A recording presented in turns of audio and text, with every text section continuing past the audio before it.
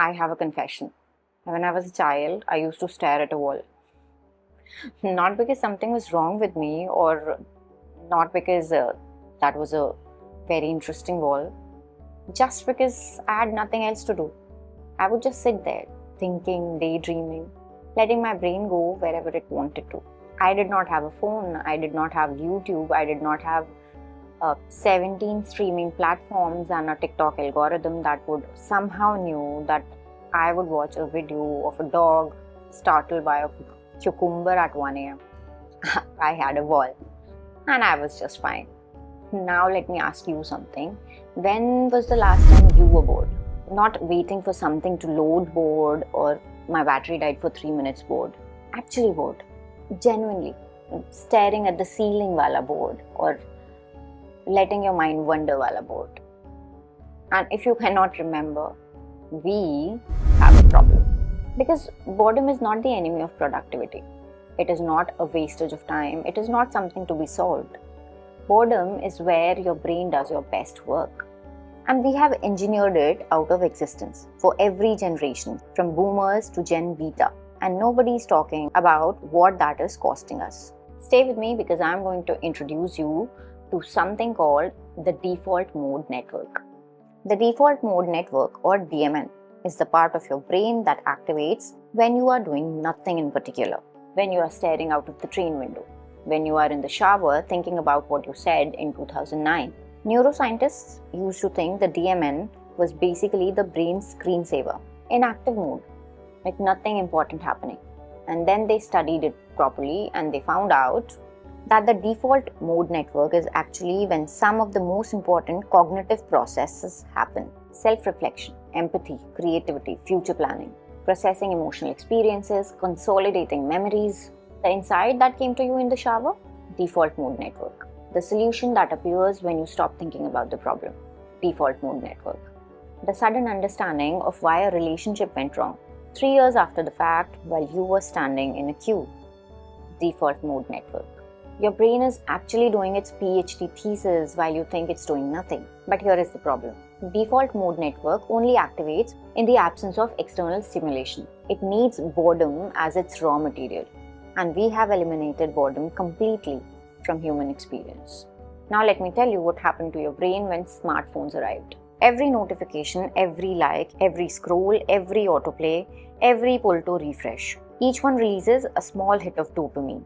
The brain rewards chemical and the system is designed specifically to keep that happening. Infinite scroll was invented so you never reach the bottom and put the phone down. Autoplay was invented so you never have to make the active decision of keep watching. The notification sound was engineered to create a Pavlovian response. You hear it and your hand is already moving before your brain has processed what it is.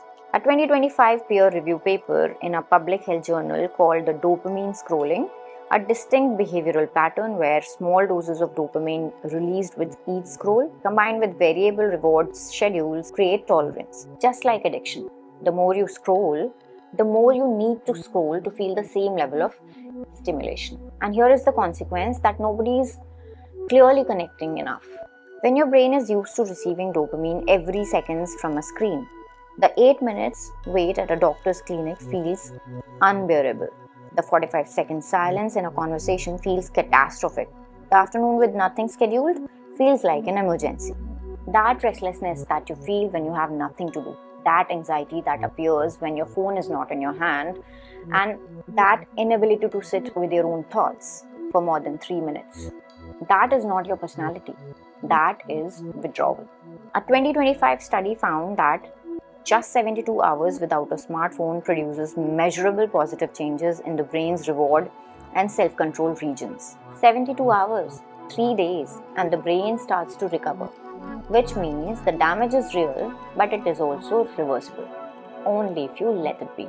Now I want to take you through every generation currently alive, because boredom looks different at every age, and nobody is exempt. The boomers born from 1946 to 1964. They grew up with actual boredom, long Sunday afternoons, no TV after 11 p.m., waiting in queues with nothing but their thoughts. They had the default mode running constantly as children. And then smartphones arrived at 60 And suddenly there was Facebook and WhatsApp groups and forwarded messages about health remedies that are medically improbable. And now they cannot stop either. Your nana, who cannot put her phone down during dinner, she's dopamine scrolling. And she just calls it checking news. Millennials born from 1981 to 1996, my generation, we grew up with both. We remember dial-up internet, we remember waiting for song to download for 45 minutes. We played outside because there was nothing else to do. And then at 15 or 20, internet came and we ran towards it like running towards water in a desert. We are the generation that knows what we lost and chose the phones anyway, which makes us the most conflicted ones. We write articles about the digital detox while refreshing Twitter. I'm not an exempt from this. I am describing myself. And then Gen Z, born 1997 to 2012. They never knew a world without smartphones. An average Gen Z received their first smartphones at the age of 12. They are the experimental subjects of the biggest unsupervised psychological experiment in human history. And the results are coming in. 60% of college students report feelings of loneliness. Anxiety in Gen Z is at record levels. Attention span, measurably shorter. The ability to tolerate discomfort, measurably lower. Most teenagers globally report being constantly online. Not sometimes, almost constantly. Gen Alpha, born 2013 to 2024. They received tablets before they could even walk. Their parents used screens as pacifiers because it worked, and everyone was exhausted and nobody told them what it cost. And Gen Beta, just arriving into a world where AI will create everything they want on demand. A world where you will not need to learn to draw because AI will draw it for you. You will not be bored enough to write something because AI will write it for you. Which brings me to the most uncomfortable prediction I can make. Every great human creative work came from boredom. Newton sitting under a tree, bored. Apple falls, gravity. Einstein on a tram, staring out of the window, bored. Special relativity begins. Every great novel ever written started in someone's head during a moment when there was nothing else to do. The idea for my novel in my head came when my husband was driving and I had nothing to do. Every great song came from a mind that was quiet enough to hear something new. Creativity is not a skill. It is the byproduct of an unoccupied mind. And an unoccupied mind needs boredom. Here is the prediction that I think about more than I want to. If we eliminate boredom completely, through screens, through AI, through on-demand everything, we eliminate the conditions that produce human creativity. And then AI will be the only thing producing creative work. Not because AI is better at it, but because we will have forgotten long enough to do it ourselves. A 2025 study found that smartphone addiction directly predicts what researchers call malevolent creativity. Not the good kind of creativity, the kind that finds shortcuts, that manipulates, that game system. The careful, patient, original creativity that builds something new from nothing. That requires silence. That requires staring at a wall. And that requires boredom. And nobody is building boredom into children's lives anymore. Because boredom feels like failure. It looks like bad parenting. It looks like, why aren't you doing something? But doing nothing is doing something. It is actually doing the most important work a brain can do. I want to say something directly to whoever is watching this video on their phones right now, which is almost certainly everyone. I'm not asking you to throw your phones away.